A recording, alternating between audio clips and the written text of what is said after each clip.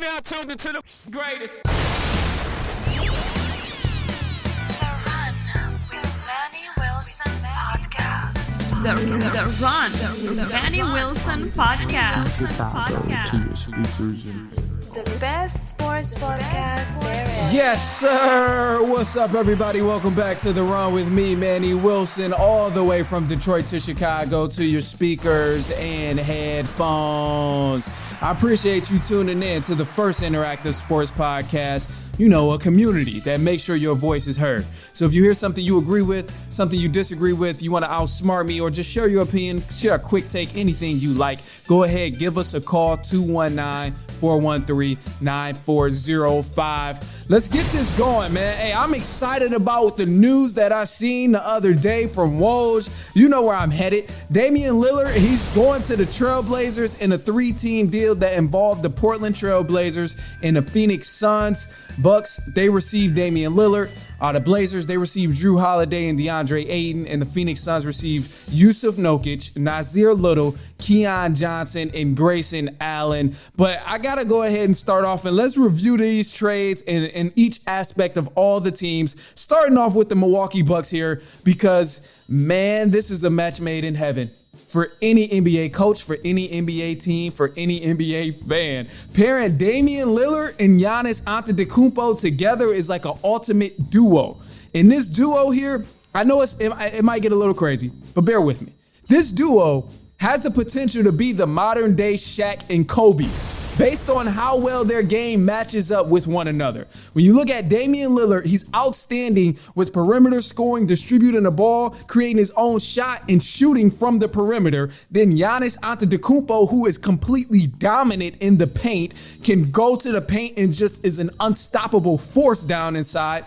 Bigs can't guard him. Small forwards can't guard him. Guards can't guard him. And then don't even mention fast breaks. It just gets ugly.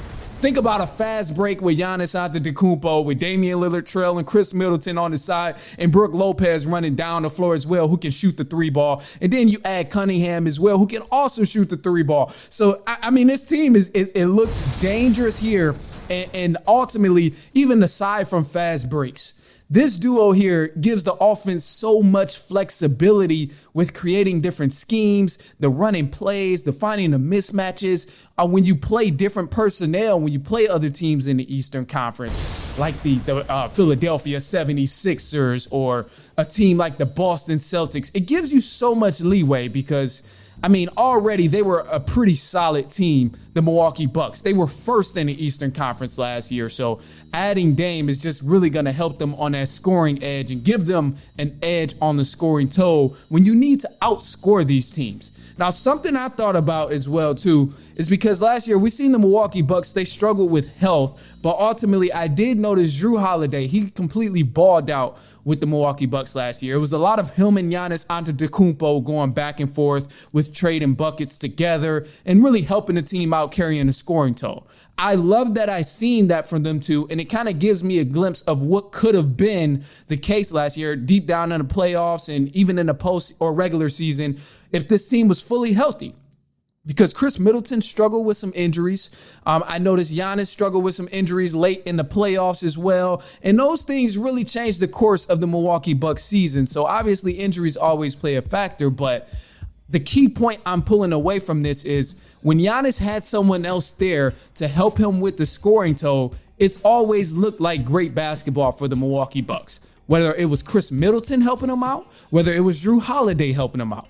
Either way, we always witnessed that great basketball from the Milwaukee Bucks whenever he had another player on the team willing to help him with the scoring toll. Someone like Damian Lillard, who stays in attack mode and is lethal with actually helping getting other people on the floor open, it's going to help Giannis a lot. Because times where Giannis isn't feeling it or he's struggling on the inside, you got Damian Lillard to help get him going. Or you got the other way to make it happen. You got Giannis trying to get Damian Lillard going if you really need it.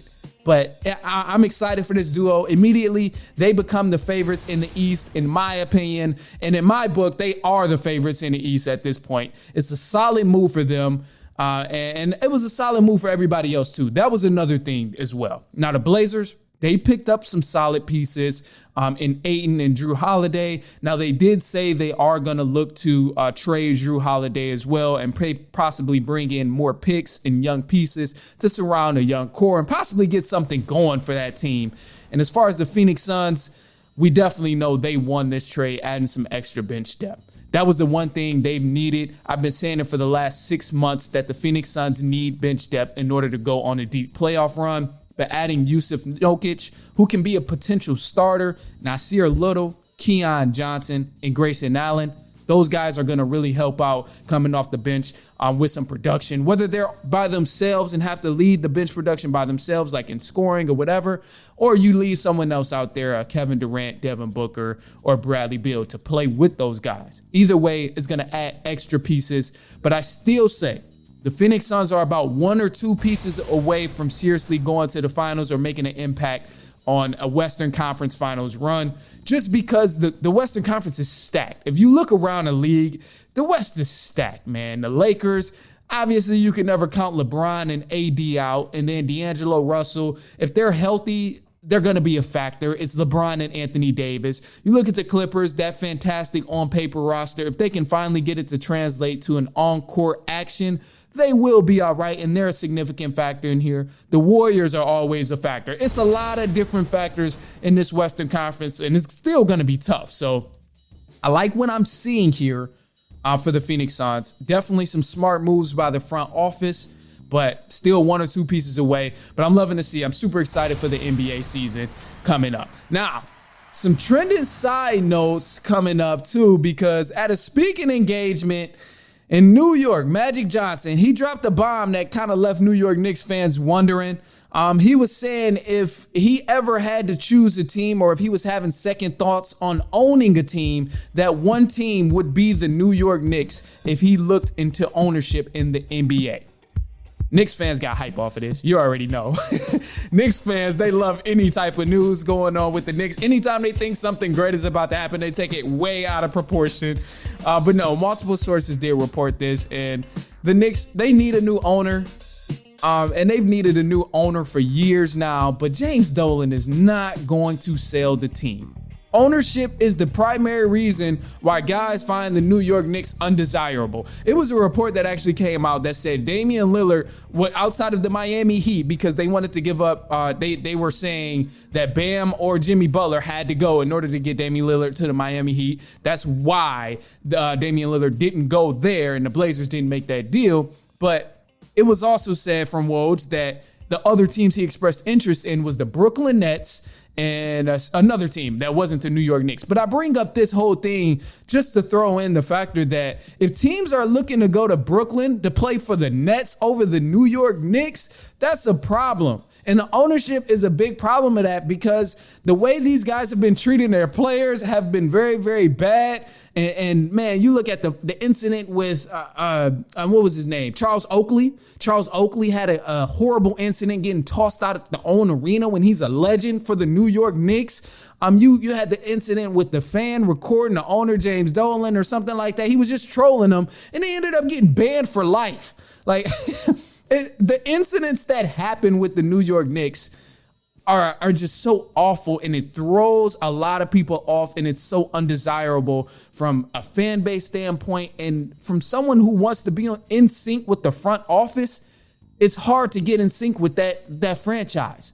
And credit to the front office, because they've been doing better of trying to bring people in and mix pieces around, but ultimately it's something wrong with your front office if guys can't get on the same page with you. You lost Kevin Durant, who was a free agent, James Harden, who was a free agent, Kyrie, who was a free agent. They all went to New York, but not the New York. They went to Brooklyn. Like, that's an issue, man. And it's a big market, so guys would love to go there. But if they give up playing for a big market to go play for the Brooklyn Nets, it's definitely something there. And then what's even crazier, too, before we get on to the next side note, is Dolan, he said he's not going to sell a team. He's been saying that for years and years. He had plenty of opportunities. But in the New York Times, he even said he doesn't like owning a sports team and he finds it kind of sleepy, whatever that means. We don't know what that means, but he owns the Rangers and the Knicks and he said it's kind of sleepy, which is weird, it's so weird. But anyway, he just needs to sell the team, damn it. I mean, that would help basketball. New York Knicks being a big market and actually winning some games, that would just help basketball. I mean, damn.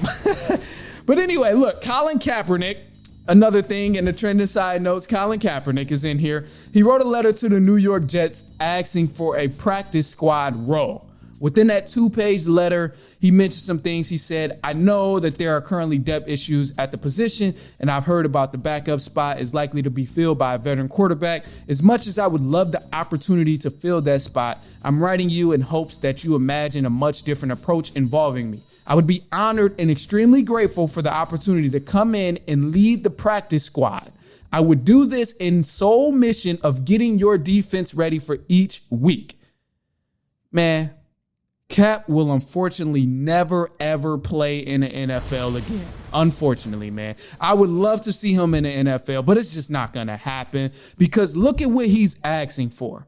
A practice player role. This is the bare minimum for a quarterback who has experience in the NFL.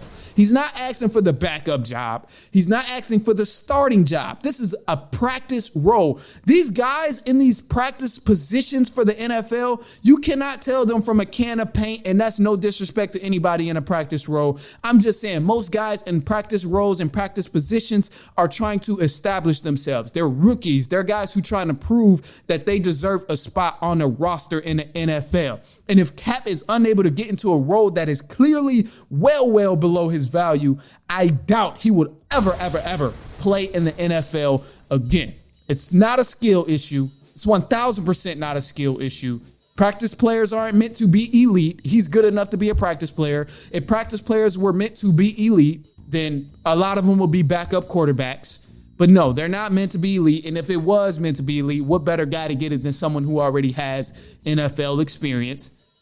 And I get Cap hasn't played since 2016, but he has experience in the NFL. And honestly, bro, he was a pretty damn elite quarterback in the NFL for the time he had. Don't blame it on the age either. He's 35. There's multiple quarterbacks in the NFL that's age 35 and under.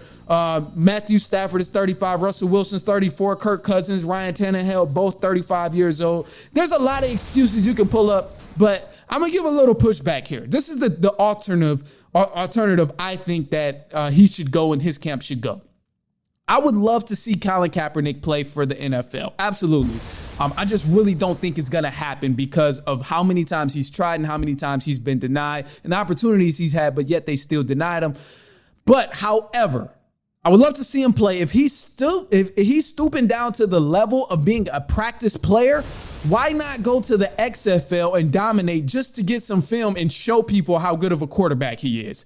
Now, at least this way, if you go to the XFL and you dominate, the excuse of him being out of the element in the game experience is not an excuse anymore. You don't have execs saying, oh, well, he hasn't actually played a full snap on an elite level of football in so-and-so amount of days, so-and-so amount of years. That would not be the case anymore. He shouldn't have to go the route of going to another league of XFL, arena football, all the other football leagues around here. But he also shouldn't have to ask to be a practice player. You can't expect a guy to go straight from NFL back to being or not in the NFL to being practice player. Like, I mean, there's other routes you can go. And I mean, playing devil's advocate, man, he's not banned from playing football. He's just banned from playing in the NFL. So there are other routes you can go to get in the NFL again, if that's what you're really trying to do. And I know it's like mainly for a statement, and it's a bigger reason of why he's trying to get back to the NFL specifically, because they did not want him there, which I love. I love that he stood up for that. I love that he's still standing up for that, and he's still trying, because you're not supposed to give up. But all I'm doing is just suggesting this as an alternative way to get in the NFL again. If that's what you're really trying to do, I think this could be a very valuable way. And I wish the best in the situation. But this could be a good alternative to try and get in the NFL again, because they don't want him. And they're damn sure not about to have this man. They only got a few more years before they can really start throwing that excuse out and say it publicly that, oh, he's too old.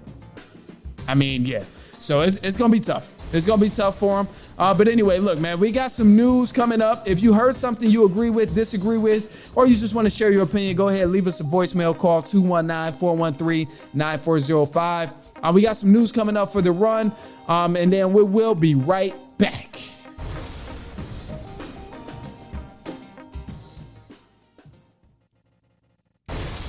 All right, and news for the run. WNBA Breanna Stewart has won the 2023 MVP award for the second time in her career.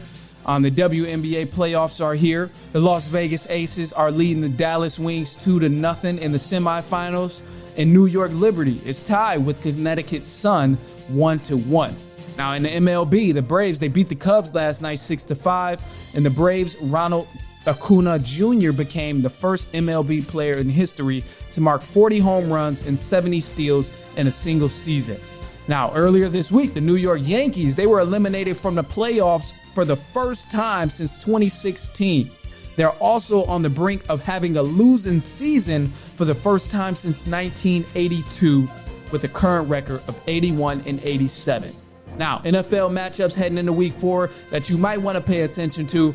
The Detroit Lions, they'll play the Packers at Lambeau Field. The Miami Dolphins will look to remain undefeated as they prepare for the Bills in Buffalo. And the Eagles, they're going to push for a 4-0 record as they play the Commanders in Philly. Now, the Dallas Cowboys will play the New Orleans Patriots.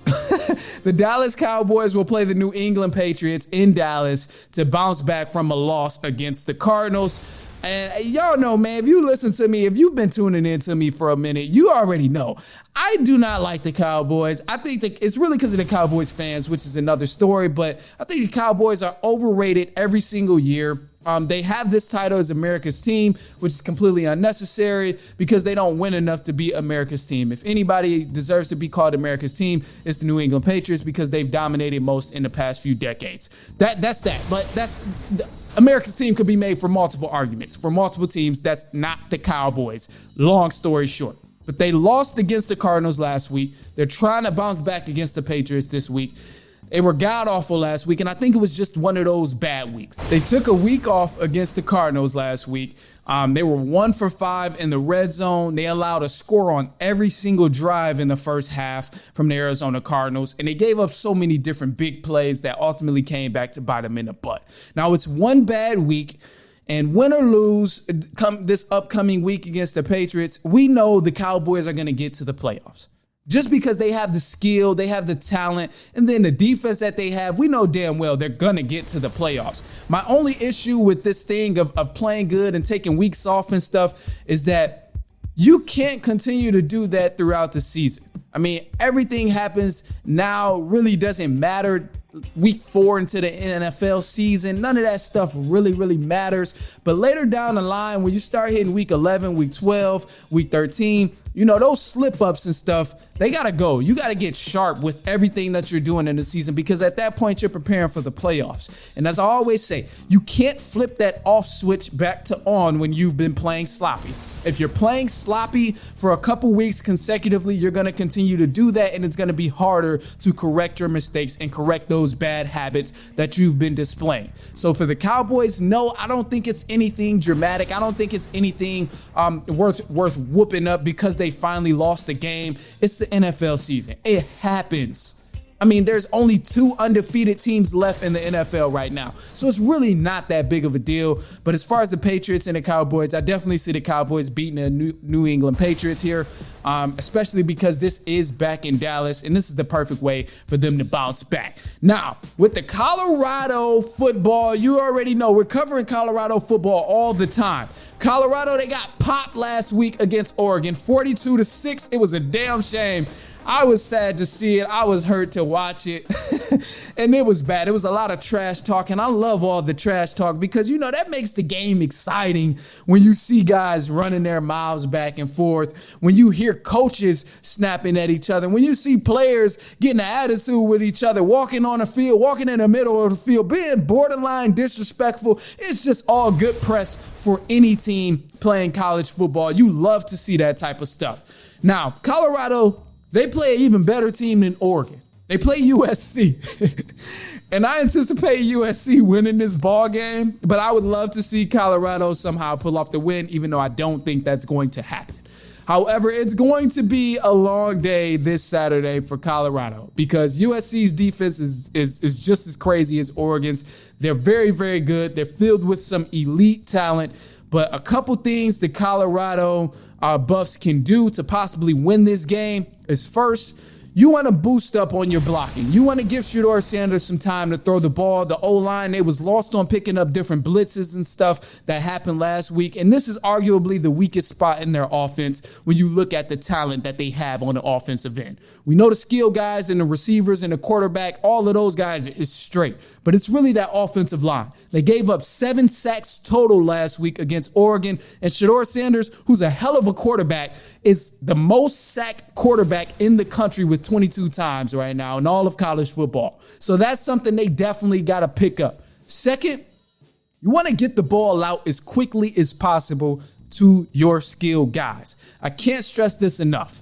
Try to force USC to make these open field tackles against your skilled guys who have the ball. Because USC, they missed 14 open field tackles last week against Arizona State. And that's the area that I would really, really try to take advantage of if I'm looking at the film or if I'm breaking down a game plan to do this. Because, I mean, everywhere else, you don't really have that advantage. Defensively, you better just pray.